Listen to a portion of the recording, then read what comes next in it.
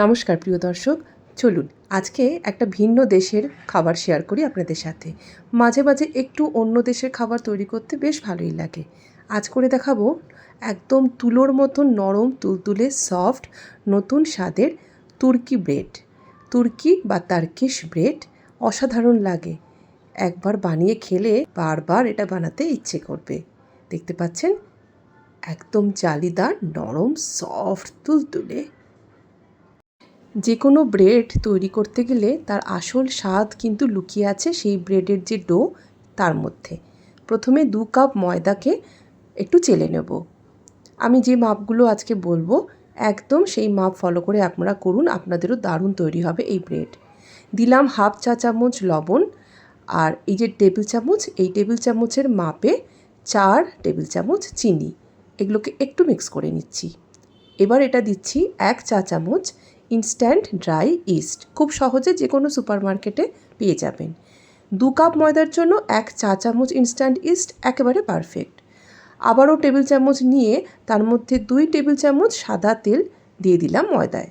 এবার একটু নাড়াচাড়া করে এগুলোকে মিক্স করে নিচ্ছি সব কিছু একসাথে। এখন ডোটাকে মাখবো, আর তার জন্য ব্যবহার করব দুধ। এখানে দুধ রেখেছি প্রায় 1 কাপ ভর্তি। দুধটা হালকা গরম রেখেছি, মানে খুব বেশি গরম কিন্তু নয়, জাস্ট আপনারা আঙুল ছোঁয়ালে হালকা একটা গরম অনুভূতি আসবে, ঠিক অতটাই গরম। সেই দুধ দিয়ে এই পুরো ময়দাটাকে মেখে নেব। আর প্রথম দিকে আমি দেখতে পাচ্ছেন এরকম স্প্যাচুলা দিয়ে এটাকে আগে মিক্স করে নিচ্ছি। সব কিছুকে একবার এভাবে স্প্যাচুলা দিয়ে মিক্স করে নেওয়ার পর তারপর হাতের ব্যবহার করব। দুধের যে মাপটা বললাম এটা কিন্তু একদম পারফেক্ট। এর থেকে বেশি দুধ দেবেন না, তাহলে কিন্তু ভীষণ একদম নরম হয়ে যাবে। দেখুন এবার আমি হাত দিয়ে এটাকে মাখছি। যেহেতু ইস্ট দিয়েছি হাতের মধ্যে কিন্তু এটা লেগে যাবে, একটু চ্যাটচ্যাট করবে। তো আপনারা প্রথমে একটু ভালো করে এটাকে মেখে নেবেন, যেভাবে আমি দেখাচ্ছি একদম সময় নিয়ে 7 থেকে 8 মিনিট। তারপর এবার উপর থেকে আরও একটু সাদা তেল দিয়ে দেবেন। তেল দেওয়ার পরে আবারও একটু মেখে নেবেন। তেল দিলে কি হবে, এই চ্যাটচ্যাটে ভাবটা একেবারে চলে যাবে। তো দেখতে পাচ্ছেন তেল দেওয়ার পর আমি আবারও মেখে নিচ্ছি। তো এই যে মেখে নেওয়াটা কিন্তু ভীষণ জরুরি। একদম সফট করে আপনাদের কিন্তু ব্রেডের ডোটা ভালো করে মেখে নিতে হবে। তারপর এটাকে রেস্টে রাখতে হবে ততক্ষণ অবধি যতক্ষণ না এটা ফুলে ডাবল হয়ে যায়। একটা ক্লিঞ্জ র্যাপ দিয়ে আমি এটাকে ভালো করে কভার করে দিচ্ছি, যাতে এর মধ্যে এতটুকু না বাতাস ঢুকতে পারে। তারপর এটাকে আমি রোদে রেখে দেবো। যদি রোদ না থাকে বাড়িতে, তাহলে হালকা গরম জলের একটা পাত্র নিয়ে সেই পাত্রের উপর এটাকে বসিয়ে রাখবেন। তবে জলের তাপমাত্রা কিন্তু হালকা গরম হতে হবে, নাহলে এই ডো নিচ থেকে সিদ্ধ হয়ে যাবে। সেক্ষেত্রে তখন না কিন্তু ডোটা ফুলতে চাইবে না। আমি 1 ঘন্টা রেখেছিলাম, তাতেই দেখুন কতটা ফুলে গেছে। এবার এটাকে আবারও একটু মেখে নেব। এবার 2 থেকে 3 মিনিট মাখলেই চলবে। তো আমি যেভাবে ডোটা আপনাদেরকে বললাম একদম স্টেপ বাই স্টেপ ওইভাবেই আপনারা এটাকে তৈরি করবেন, তাহলে আবারও বলছি ব্রেড একদম পারফেক্ট হবে। যত পরিমাণ ডো আমার আছে সেখান থেকে আমার মাঝারি সাইজের 2 রকম ব্রেড তৈরি হবে। আর যদি একটাকে একটু বড় করে করতে চান তাহলে একটা বড় হবে আর একটা ছোট সাইজের ব্রেড তৈরি হবে। তো যেটাকে আমি বেলবো না সেটাকে আবারও ক্লিঞ্জ র্যাপ দিয়ে ঢেকে রাখলাম, যাতে উপর থেকে শুকিয়ে না যায় এটা। আর অন্য যে লেচি সেটাকে এবার একটু বড় করে গোল করে বেলে নিতে হবে। প্রথমে হাতের মধ্যে ঘুরিয়ে একটু সেট করে নিচ্ছি। বেকিং ট্রে নিয়ে নিয়েছি, যার মধ্যে একটু ফয়েল পেপার রেখেছি। প্রথমে হাত দিয়ে একটু চেপে চেপে বড় করে নিয়েছি। তারপরে আমি আবার বেলনি চাকরি ব্যবহার করে গোল করে এটাকে বেলে নিয়েছি। একটু মোটা করে বেলবেন, হ্যাঁ, খুব বেশি পাতলা করবেন না। এবার ট্রের মধ্যে আবারও এটাকে রেখে এর গায়ে এইভাবে যেভাবে আমি দেখাচ্ছি আঙুল দিয়ে এইভাবে একটু চেপে চেপে দেব।